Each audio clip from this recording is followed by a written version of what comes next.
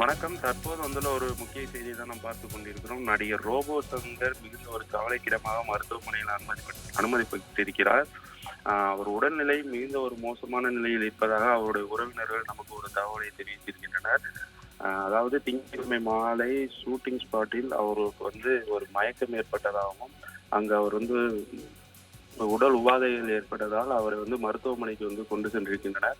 மருத்துவர்கள் பரிசோதித்த பொழுது அவருக்கான சிறுநீரகம், கல்லீரல் போன்ற பாதிப்புகள் இருப்பதால் அதில் மிகுந்த ஒரு பாதிப்பு ஏற்பட்டதாக அவரை தீவிர சிகிச்சை பிரிவுக்கு அனுமதித்துள்ளனர்.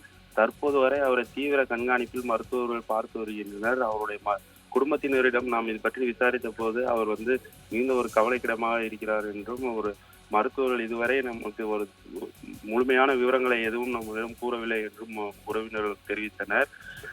ரோபோ சங்கர் பார்த்தீர்கள் என்றால் திரையுலகில் மிகுந்த ஒரு பிரபலமாகவே பார்க்கப்பட்டார். அது மட்டும் இல்லாமல் மாறி, வேலைன்னு வந்துட்டார் வெள்ளைக்காரன் போன்ற படங்களின் மூலம் மிகுந்த ஒரு பிரபலத்தை அடைந்தார் என்றே சொல்ல முடியும்.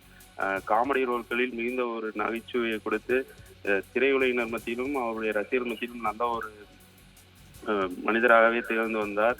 அது மட்டும் இல்லாமல் ஒரு 1 வருடங்களுக்கு முன்பதாக தான் அவருடைய மகளுக்கு திருமணமானது நடைபெற்றது.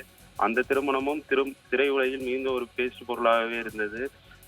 அந்த அளவிற்கு அவருடைய திருமணத்தை மிக ஒரு பிரம்மாண்டமாக நடத்தி காட்டினார் ரோபோ சங்கர்.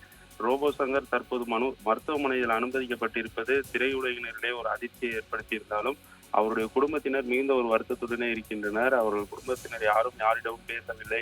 அவர்கள் அனைவருமே மருத்துவமனையில் இருந்து அழுது கொண்டிருக்கின்றனர் என்று அவர்கள் குடும்பத்தில் நெருங்கியவர்கள் நம்மிடம் கூறியிருக்கின்றனர்.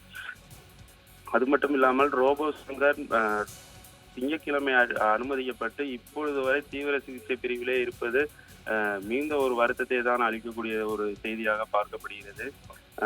அவருடைய உடல்நிலை தேறி வர வேண்டும். அது மட்டும் இல்லாமல் உடல்நிலை தேறி மீண்டும் சினிமா துறையில் அவர் நடிக்க வேண்டும் என்று அவருடைய ரசிகர்களும் திரையுலகினரும்